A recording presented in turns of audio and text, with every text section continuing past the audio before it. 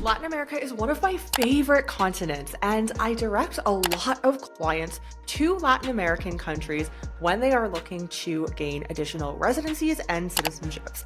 In today's video, I'm going to dive through some of the most lucrative and beneficial Latin American residency programs. The reason I like Latin America is because it offers very easy and straightforward and a lot of times relatively quick residency options, which can then lead into citizenship in many cases. If this is your first time to the channel, I'm Nicole of Work, Wealth, and Travel, and on this channel, we talk about different options in order for you to become a diversified global citizen, whether that be additional residencies, citizenships, bank accounts, or tax optimizations in order to lower your tax bill and live your best lifestyle abroad. We talk about all of it here. So what is one of the first Latin American residencies that I recommend? This is the beautiful country of Uruguay. Now, Uruguay, I find, is often overlooked. Many clients come to me actually looking for Paraguay, but in a lot of cases, I prefer Uruguay over Paraguay. And here's why. The residency program can be granted in only 6 to 9 months' time.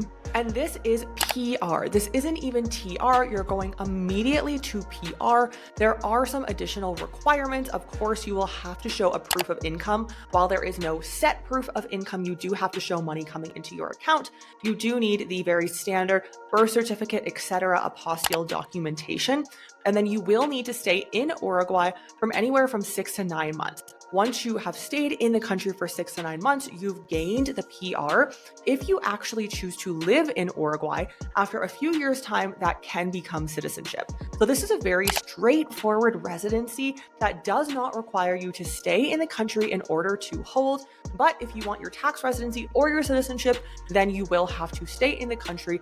And the citizenship has a few issues with it, which is not why I recommend it per se to most clients. And I will link the video here about why this citizenship option may not be the best. Let's move on to the second Latin American residency that I always recommend.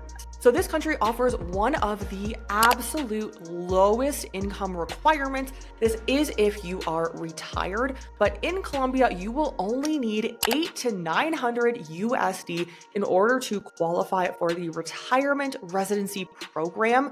From there, once you have spent from 5 to 10 years on the ground in Colombia, you will be eligible for citizenship. So the citizenship is not for everybody, but very low income requirement for those who are retired or who will be retired in the future.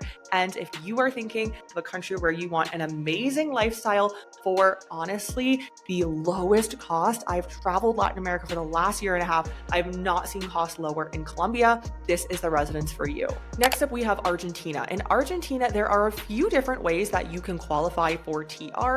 After holding your temporary residence for a few years, you will then be able to get either PR or the citizenship. And the PR usually takes around 3 years, citizenship 2 years, depending on bureaucracy and wait times. I usually say the citizenship takes 2 to 3 years, but once you have your temporary residence in Argentina, you will then be eligible in only 2 to 3 years time for citizenship. You do have to spend 183 days on the ground in Argentina. And there are a few different ways for you to actually qualify for the temporary residence in Argentina. We don't typically recommend the business investment route because in practice, this is not the best option to go and the income is always changing. So if you are interested in Argentina, book a call with us depending on your specific situation.